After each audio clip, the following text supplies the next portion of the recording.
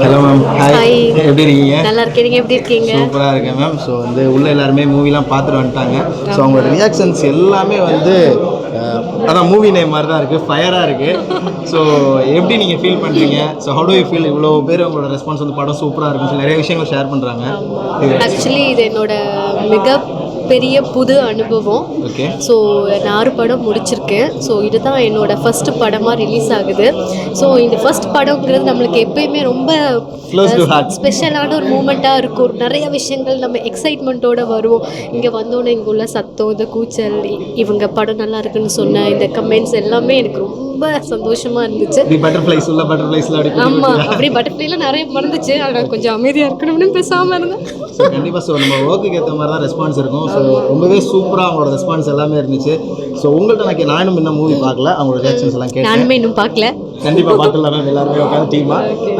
So இன்னுமே இந்த abuse பண்ணுற மாதிரி கேரக்டர்லாம் நம்ம சொசைட்டியில் இருக்காங்கன்னு நினைக்கிறீங்களா? ஸோ அதை பற்றி கண்டிப்பாக இருக்கிறாங்க. ஆனாலும் வந்து எனக்கு எவ்வளோ பேர் இந்த பொண்ணுக்கு இந்த மாதிரி ஒவ்வொன்றுமே ஃபேஸ் பண்ணுறாங்க. ஆனால் அதில் நிறைய பேர் வந்து வெளியில் சொல்கிறது இல்லை. எல்லாமே உள்ளுக்கே வச்சுட்டு அவங்களுக்குள்ளேயே அப்படியே குலுங்கி புழுந்து அந்த மாதிரி அவங்க அதுக்குள்ளேயே இருந்துக்கிறாங்க. ஸோ என்ன இருந்தாலுமே வந்து என்ன பிரச்சனை நடந்தாலுமே கேர்ள்ஸ் வந்து வெளியில் ஃபேஸ் பண்ண தெரியணும், தைரியமாக ஃபேஸ் பண்ணணும். அப்போ தான் நம்ம வந்து எல்லாத்தையும் சமாளித்து நம்ம மேலே வர முடியும். கண்டிப்பாக. ஸோ அந்த மூவிலேருந்து நீங்கள் சொல்கிறதுனா ஸ்ட்ராங்காக வருங்க. ஸோ எல்லாத்தையும் ஓவர் கம் பண்ணி வாங்க. ஆமாம், வெளியில் சொல்லி தெளிவாகணும். கேர்ள்ஸுமே வந்து எதுக்குமே பயப்படக்கூடாது. எதுனாலும் ஃபேஸ் பண்ணி பார்த்துக்கலாம், என்ன நடக்க போகுதுங்கிற அளவுக்கு தைரியமாக இருக்கணும்னு சொல்கிறேன். Okay ma'am. ஸோ வந்து பாலா பிரதரோட உங்களோட காம்பினேஷன் வந்திருக்கு. ஸோ ஷெடியூல்லாம் எப்படி இருந்துச்சு? ஷூட்டிங்லாம் எப்படி இருந்துச்சு உங்களுக்கு? உண்மையே சொல்லணும்னா இந்த செட்டு வந்து என்னால் மறக்கவே முடியாது. இந்த டோட்டல் க்ரூ பயங்கர ஒரு ஃபேமிலி மாதிரி. இப்போ நார்மலாகவே எல்லா படமுமே ஒரு ஒர்க் பண்ணக்குள்ள ஒரு ஃபேமிலியாக தான் ஒர்க் பண்ணுவோம். பட் இருந்தாலும் இந்த படம் முடியக்குள்ள ஐயோ இந்த க்ரூவே இப்போ விலகி போகுதுங்கிற அளவுக்கு இருந்துச்சு.